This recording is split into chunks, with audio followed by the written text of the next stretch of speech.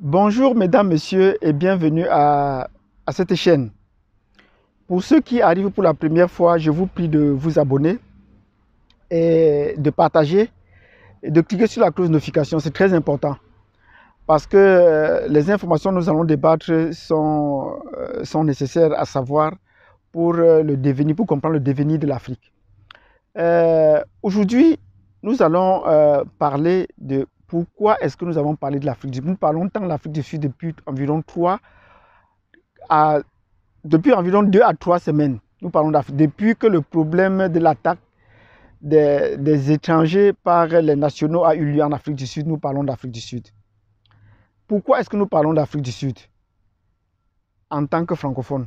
Est-ce que l'Afrique du Sud est un pays francophone? Nous disons non. Le français ne figure même pas parmi les 10 langues nationales qui sont enseignées en Afrique du Sud, dans les différentes provinces. Tout récemment, ils ont adopté une autre langue, le Swahili, pas une autre langue. Ils ont adopté le Swahili comme une langue nationale et enseignée dans les écoles depuis le mois de septembre.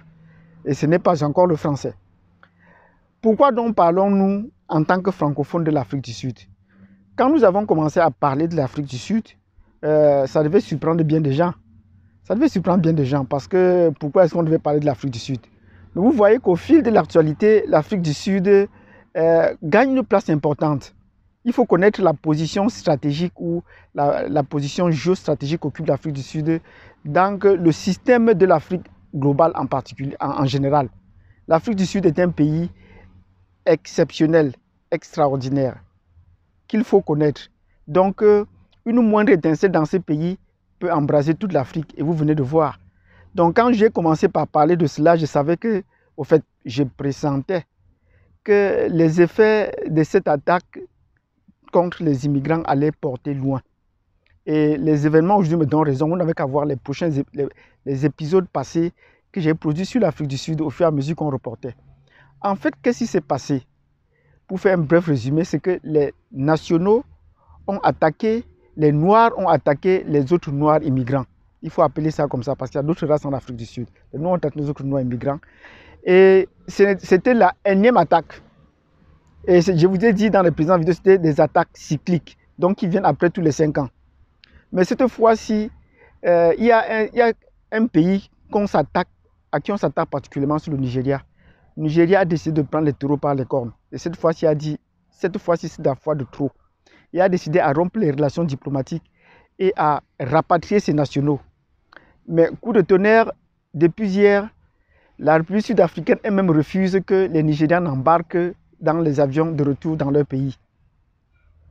Pourquoi est-ce qu'ils peuvent refuser de les rapatrier? C'est ça. Donc, voilà la situation qui se met.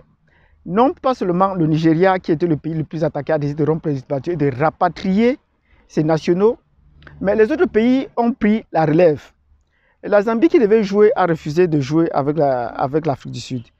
Le Madagascar, qui est un pays francophone, nous l'avons dit, a réagi également qu'elle ne peut pas jouer avec l'Afrique du Sud. Le président de la République démocratique du Congo, un pays francophone, a pu réagir également, a pu dire qu'il n'était pas d'accord contre ces attaques. Parce qu'on est là dans une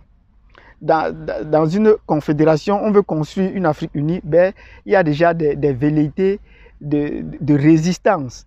Et s'il y a un groupe d'Africains nombreux en Afrique du Sud, de francophones, c'est les Congolais. Les Congolais sont les francophones les plus majoritaires en Afrique du Sud. Et c'est eux qui dispensent le français dans la plupart des écoles de l'Afrique australe en général. Donc, le président de la République démocratique du Congo, Tshisekedi, a réagi. Et c'est le président rwandais, Paul Kagame, qui est allé plus loin. Il est allé jusqu'à demander qu'on procède au retrait de l'Afrique du Sud de l'Union africaine, qu'on chasse l'Afrique du Sud de l'Union africaine. Et cette position est maintenue jusqu'à présent. Les autres pays ont réagi de leur façon. Par exemple, le Mozambique a décidé également, parce qu'il y avait près de 500 nationaux qui ont été menacés par cette attaque, a décidé de rapatrier tous les Sud-Africains installés au Mozambique. Et pour le moment, la Zambie a encore fait un pas de plus et a décidé de former les centres commerciaux où toutes les grandes boutiques appartenant à l'Afrique du Sud en Zambie. Donc vous voyez que l'effet de chaîne continue à se produire. on va d'échelon en échelon. La Tanzanie, qu'on attendait le plus, a réagi et a suspendu tous les vols de la Tanzanie à destination de l'Afrique du Sud.